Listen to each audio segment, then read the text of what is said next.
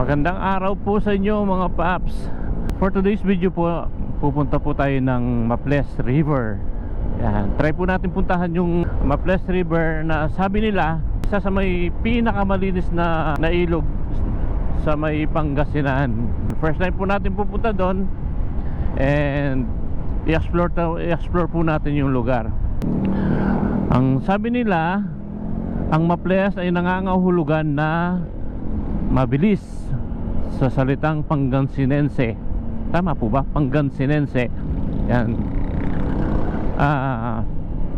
Kaya ngayon po kasama ko po yung Bayaw at Velasco. Bibiyahe po tayong papuntang Pangasinan. Ayun po, nandiyan po sila sa harap ko.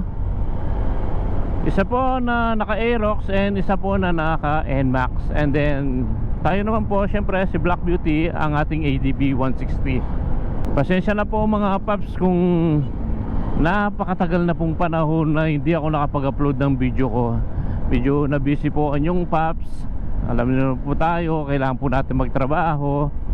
And it's very rare po na makahagilap po tayo ng free time natin sa ganitong pagkakataon na pwede tayo mag-rides. Papasalamat po ako dun sa may kapal na binigyan ulit ako ng pagkakataon para makapag-rides. Ayan, kahit malapit lang. Kasi yung pupuntahan natin is I think more than 100 km lang yata from dito, from sa Tarlac hanggang dun sa pupuntahan natin.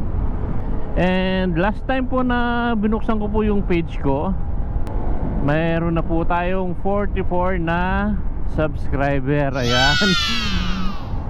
Maraming salamat po sa inyo na nag-subscribe na sa aking channel. Kahit na bago-bago pa lang po ito at wala pong gaano pang laman, kasi nakakailang rides pa lang po tayo. Pero ganun pa man po, nakakataba po ng puso sobra na at least meron pong 44 people na nagtiwala at nanood ng mga video ko. Maraming salamat po sa inyong lahat. Ang ganda ng daan dito, ano, parang bagong gawa, wala pang mga road marking. Yan po yung aking mga kasama. Ang nasa gitna po is si Casper na naka-Aerox at si Mark the Builder yung nasa harapan po natin. Siya po yung leadman natin. First time ko pong makasama yung Velasco, ito yung naka-Aerox. Kaya sinama namin siya sa rides para makapag-unwind. And fortunately, pare-pareho po kaming rest day ngayon, kaya nakapag-set po kami kahit na maiksing rides lang.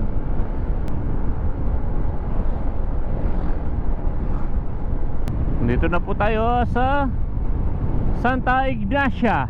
Woo! Along the way po is isi-share ko na rin po yung mga nailagay ko na accessories dito kay Black Beauty.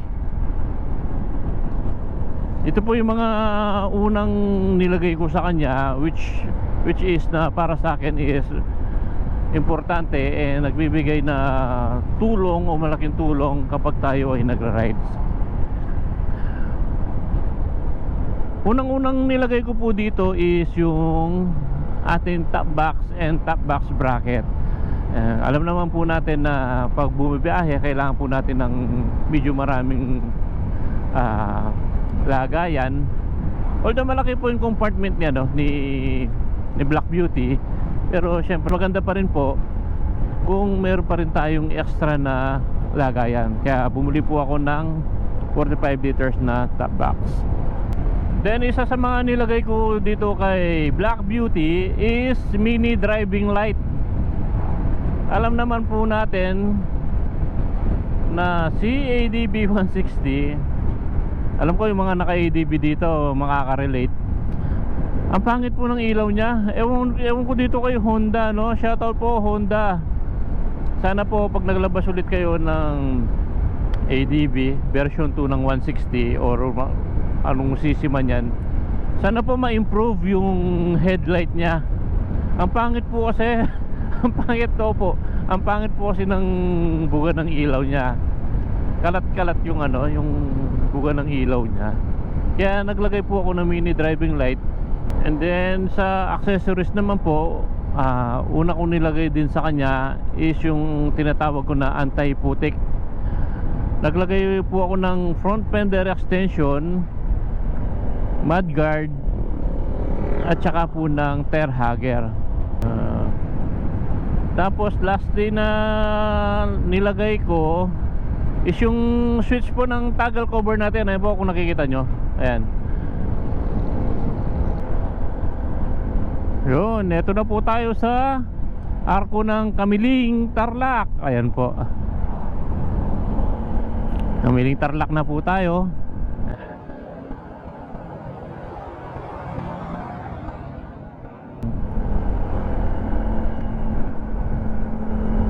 Tuloy na po yung biyahin natin. And medyo mainit-init na. Time check po alas 8 ng umaga.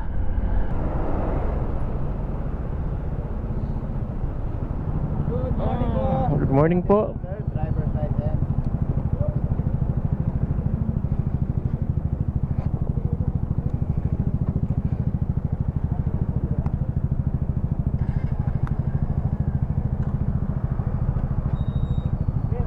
Papalakad. Sige sir, Tama. ingat.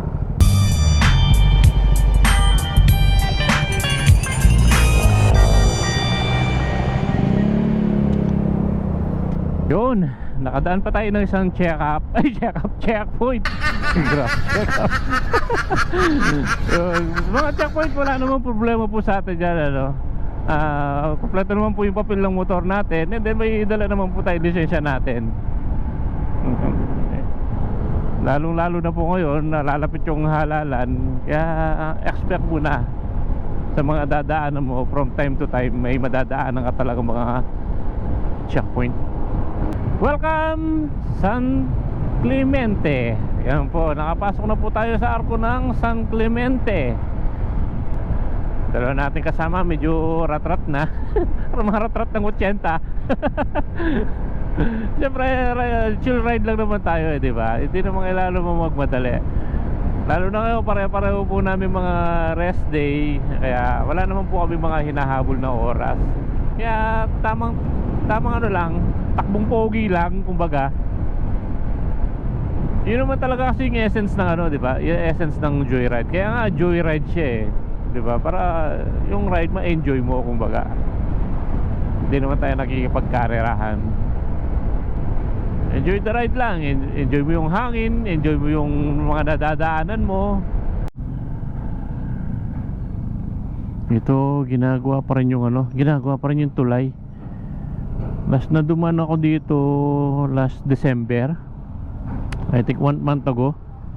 Ginagawa pa rin to Bakit no? Matagal siguro talaga gawin yung mga tulay. Yan. Mga nakakadaan dito is light vehicle lang. Ayan. 2,000 years later. Yun, dito tayo papasok sa Barangay Buer. Ayan.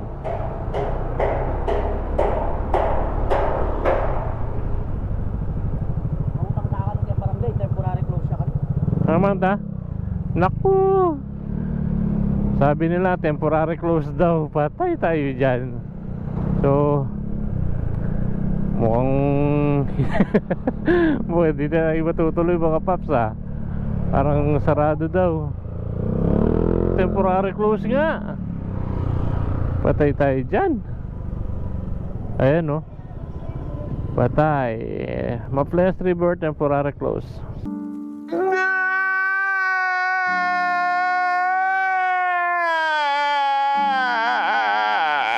So tatanong muna tayo dito sa barangay kung pwede tumuloy o hindi.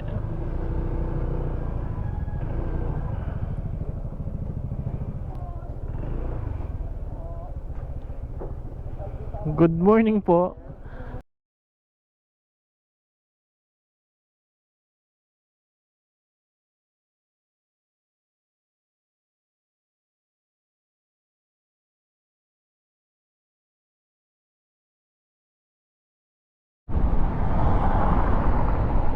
So dito sa may barangay ano to, west ewan ko.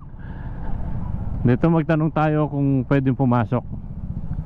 So dito magtatanong tayo kung makakadaan tayo dito papuntang Maples River. Ayun si Bayaw, nagtatanong siya. Okay daw? So diretso lang. Diretso tayo.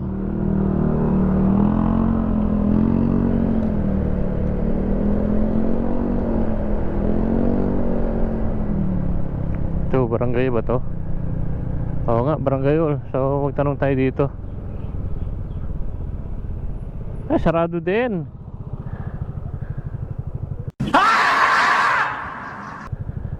Ayan no, bawal pumasok dito. Sarado ang daan papuntang Maples. Barangay Bayawas. Natin. Ayan no, may ordinansa sila.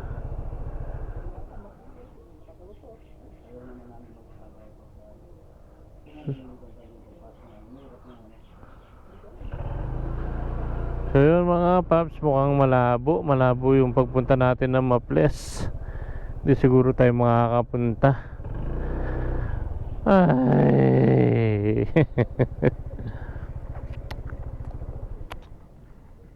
Wala. Sarado.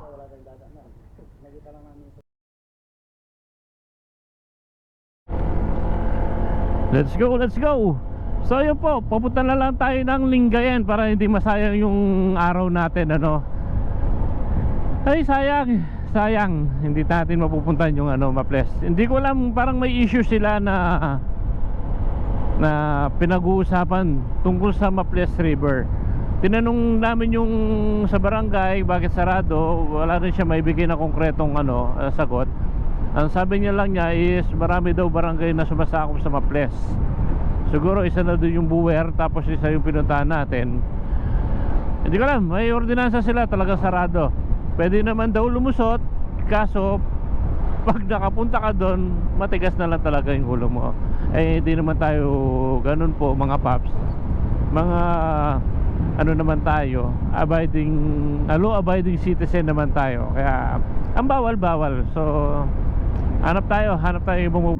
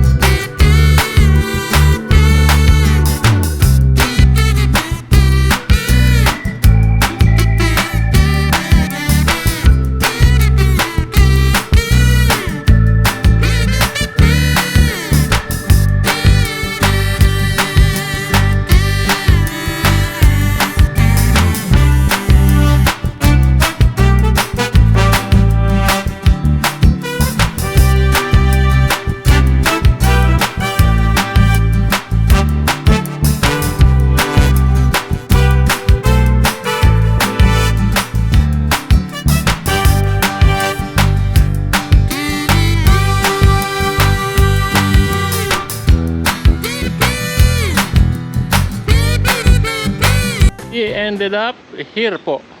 Ayan. yung ilog naging dagat. Nakarating kami ng San Fabian. Ayun, kumakain na sila. Kain tayo. Kain tayo. Wala, napunta kami dito. Sarado yung Maples River. Sarado. Huwag po na po kayo pupunta doon. Sarado siya. Ayan ha. As of ano tayo ngayon? January 17, 2025. Sarado ang Maples River. Kung nagbabalak pumunta, wag na muna kayong pumunta. Sarado. And ayun po yung dagat. Dito po kami napunta. Yan. So, okay naman. pero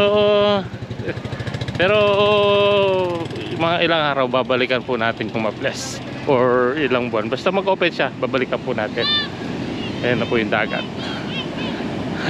So, dito na muna kami. Mag-i-stay ng mga ilang oras. And then, bibiyahin na kami pabalik. Ayan. So hanggang dito na lang po yung vlog natin. Ito po si Papa Jigs. Ride safe po sa ating lahat, and God bless.